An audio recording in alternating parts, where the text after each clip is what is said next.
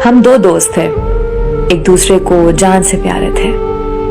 एक का दूसरे के बगैर गुजारा नहीं था, खाना भी एक दूसरे के बगैर मुश्किल से खाते। घर वाले खसूसन अप्पू जी की डांट तो रोज ही खानी पड़ती, कभी वो मेरे घर तो कभी मैं उसके घर। एक ही कॉलेज, एक ही एकेडमी में जाते, यहाँ तक कि हम शॉपिंग भी एक दूसरे के बगैर नहीं करते थे।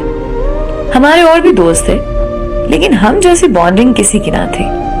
सब कहते कि पता नहीं ये दोनों एक दूसरे के बगैर कैसे रहेंगे। जान बसती थी हमारी एक दूसरे में। अगर किसी एक ने किसी शादी या किसी भी इवेंट में जाना होता तो दूसरे के बिना नहीं जा पाता था। एक बार किसी की शादी में मेरी एक लड़की से गपशप हुई। हमने एक दूसरे को फोन नंबर दिए और फिर बात होने लगी। बहुत अरसे तक हमारे बीच ताल्लुक बना रहा। मुझे पता ही ना चला कि कब वो लड़की जिसको दिल दे बैठा, कब वो मेरी जान बन गई और उसे ही अपनी बीवी के रूप में सोचने लगा। दिल की गहराइयों से इरादा किया कि शादी करूंगा तो बस इसी से, वरना नहीं करूंगा। लेकिन मुझ बदनसीब को क्या पता था कि मेरी किस्मत की देवी मेरे साथ क्या करेगी। कुछ वक्त बाद मैं जब भी लड़की से बात करने के लिए कॉल करता, वो कॉल ना उठाती। उधर दोस्त भी बहाने बनाने लगा कि मैं मसरूफ हूं, अभी बात नहीं कर सकता। मैं इतना बेवकूफ था कि मुझे अभी भी शक ना हुआ कि चक्कर क्या है। फिर एक दिन मेरे अब्बू को मेरे दोस्त के घर से कॉल आई कि मेरे बेटे का निकाह है, आप सबने लाजमी आना है। मैं ये सुन के हैरान भी हुआ और गुस्सा भी कि मुझे पता ही नहीं है। नवाब साहब ने लड़की पसंद भी कर ली, रिश्ता तक तय हो गया, मुझे बताना गवारा नहीं किया। मैंने उसे कॉल की तो वो बहाने बनाने लगा कि मुझे भी आज ही पता चला है। खैर, निकाह के दिन हम सब घर वाले उनके घर गए। वहां जाकर मुझ पर तो जैसे बिजली से गिरी। वो दोस्त जो सब दोस्तों में से सबसे ज्यादा प्यारा था, जिसके बगैर एक दिन मुश्किल कटता था, उसी दोस्त ने मेरी मोहब्बत को ही मुझसे छीन लिया। उसी ने मेरी पीठ में छुरा घोंपा और मुझे पूरी जिंदगी तड़पने के लिए छोड़ दिया। पता नहीं कब से उन दोनों के बीच चक्कर चल रहा था, मुझे पता ना चला। मेरे दोस्त का निकाह मेरी ही मोहब्बत से हो रहा था।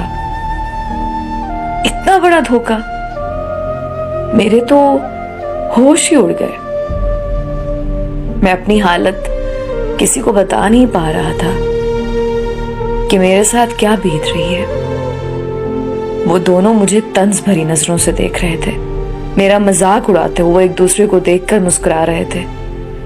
मेरा दिल चाहा कि मैं वहां चीख चीख कर ऐलान कर दूं कि ये दो मुनाफिक इंसान बैठे हैं। इंसानों के रूप में दो मक्कार लोमड़ और लोमड़ी बैठे हैं। उनकी झूठी और मुनाफिक मुस्कुराहट मेरे दिल को चीर रही थी। मैं ये सब बर्दाश्त ना कर पाया और वहां से बिना कुछ सोचे समझे निकल गया। मैं और करता भी क्या, खुद को बहुत मजबूर, बेबस, बेवकूफ और लाचार महसूस कर रहा था। उनकी मुनाफिकत से मेरा दम घुट रहा था।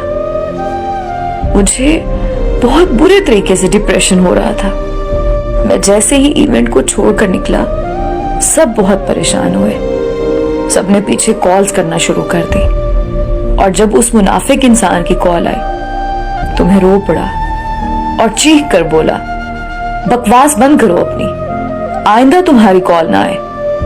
मैंने अपना मामला अपने रब पर छोड़ दिया है। तुम देखो तो सही तुम्हारा और तुम्हारी उस नई नवेली दुल्हन का गिरेबान में कयामत के दिन कैसे पकड़ता हूं। तुम क्या समझते हो तुम्हारी इस मुनाफकत और गद्दारी को मैं आसानी से माफ कर दूंगा? नहीं, मैं तुम दोनों को नहीं बख्शूंगा। अब अल्लाह की अदालत में मिलेंगे। अपने दिल की भड़ास निकालकर मैंने कॉल बंद कर दी। उसके बाद मेरी जहनी हालत बहुत खराब हो गई। मैं डिप्रेशन का मरीज बन गया। मेरे घर वाले बेहद परेशान थे कि आखिर इसको हुआ क्या है। कैसे बताता किसी को कि क्या हुआ है। मैं आज तक इस तकलीफ में हूं। जल्द अल्लाह मेरी तकलीफ को कम करे, मुझे सब्र दे। मेरा एतबार दोस्ती और मोहब्बत दोनों से उठ गया है। मैं सबको एक पैगाम देना चाहता हूं कि खुदारा ना करें किसी पर इतना एतबार कि एतबार का बुलबुला फूटते ही इतनी तकलीफ हो कि लफ्ज एतबार से भी एतबार ही उठ जाए और आप कहीं के ना रहें।